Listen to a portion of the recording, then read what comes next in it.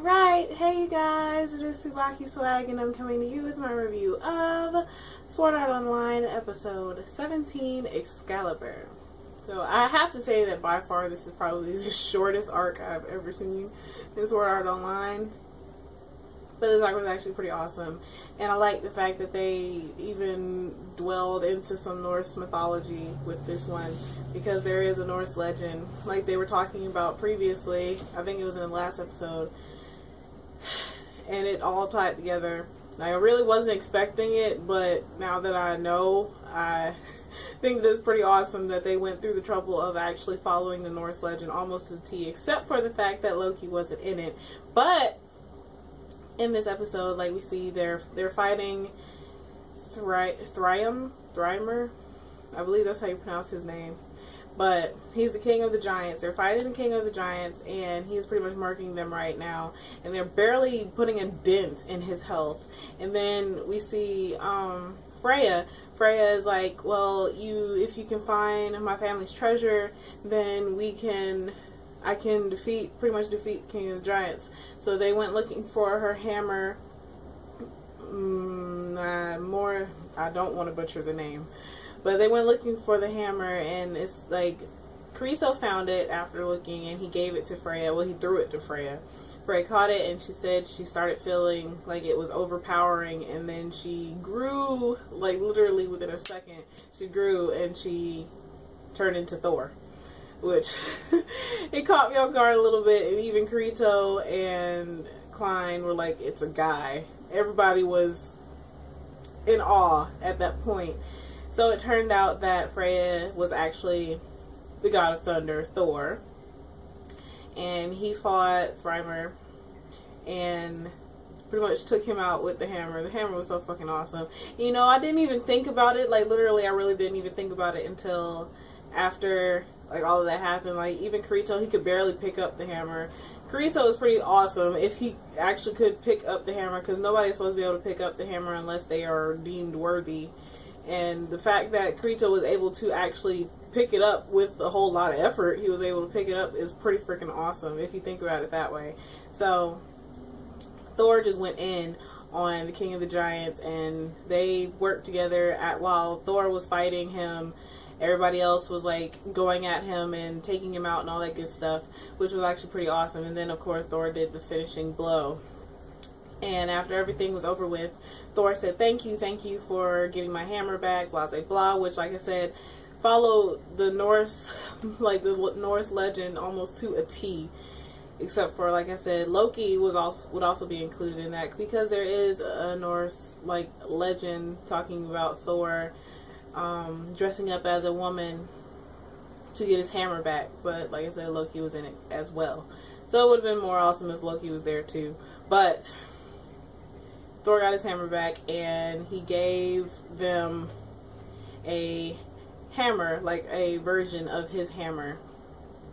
And of course Klein got it, which was pretty awesome. He said, whenever you go in battle, use it for the good in battle. So Klein now has Thor's hammer. And they left the dungeon. Well, they were about to leave the dungeon, and Yui told them that a staircase opened up behind the throne. So they went down the stairs, and they were confronted by Excalibur. So Kirito tries to pull Excalibur from the frozen water, from the ice, and he literally has to pull with all of his might.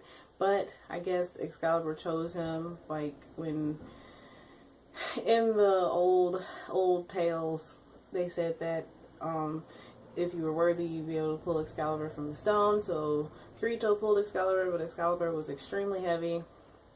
And once he pulled it, the world tree started coming down, like around where Excalibur had been pulled from, and then the whole dungeon collapsed. But Tonki came to their rescue and saved them, which is pretty awesome. I love Tonki. But, yeah, Tonki came and rescued them. And then Kirito, like, when Kirito was about to jump, he threw Excalibur away. And was like, maybe one day I'll be able to get you back. And they made it onto Tonki. And then Shinon, being the awesome person she is, use her bow and arrow to pretty much make like a rope and caught Excalibur and pulled it back in for Kirito, and then was flirting like heck in front of Asuna. But I've heard that it was because Kirito pulled Shinon's tail as to why Shinon flirted with him like that in front of Asuna, and Asuna looked like she wanted to take Shinon's head off. Well, she looked like she wanted to take Kirito's head off. But Kirito has been friend-zoning the heck out of Asuna. Me personally, he would have heard some words if I were Asuna. But after all of that, they got confronted by the Queen of the Lake and her two sisters, and they pretty much, like, she gave Kirito Excalibur, and they completed the quest and all that good stuff. And then Klein, I have to give him his props for that one. But as soon as he saw Skuld, he immediately fell in love. And Klein, he's just awesome. Klein is awesome. So, like, as they were floating away, he asked her for her contact information. I thought she was actually going to give it to him, but she just blew fairy dust at him. I guess that's a fairy's way of doing the do. I don't know.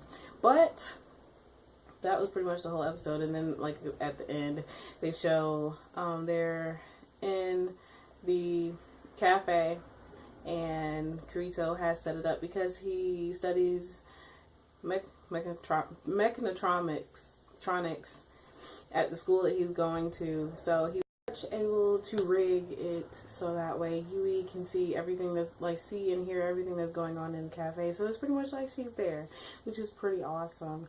And also, I was alarmed at the fact that Shinon was sitting next to Kirito, sitting, like, on the other side of the table. Like, he would have heard some things about that. So I don't know where their relationship stands as far as Kirito and Asuna, but it looks like Shinon is moving herself right on in there. So, I mean, I don't know. So, as always, please remember to comment, thumbs up, and subscribe. Oh, and on top of that, I would also love to hear how you guys felt about this, because like I said at the beginning, this is probably the shortest arc I've ever seen in Sword Art Online. So how did y'all feel about this? Do you think that it was pretty much just like some filler so they can lead up to something more awesome that's about to happen? But as always, this is TsubakiSwagg saying adios.